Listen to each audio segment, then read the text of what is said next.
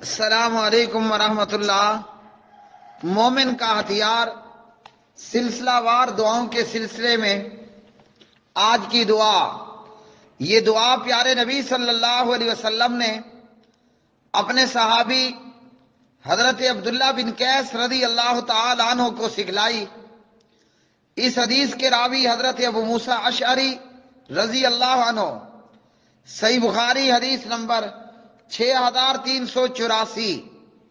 پیارے نبی علیہ السلام نے عبداللہ بن قیس سے کہا، تو کہہ لا حول ولا قوت الا باللہ، کہ نہ تو گناہ سے بچنے کی طاقت ہے اور نہ ہی عبادت کرنے کی طاقت مگر اللہ سبحانہ و تعالیٰ کی مدد کے ساتھ، کہ گناہ سے بچنا اللہ کی مدد سے ہی ہوگا اور عبادت اور نیکی کرنا یہ اللہ سبحانہ و تعالیٰ کی مدد کے ساتھ ہی ہوگا۔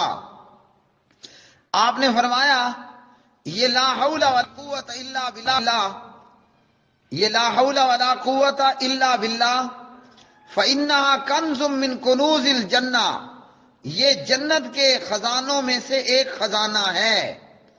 تو اس دعا کا کثرت کے ساتھ ذکر کرنا چاہیے، پڑھنا چاہیے کہ لا حول ولا قوت الا باللہ، گناہ سے پھرنے کی طاقت نہیں ہے اور نہ نیکی عبادت کرنے کی طاقت ہے مگر اللہ سبحانہ و تعالیٰ کی مدد کے ساتھ۔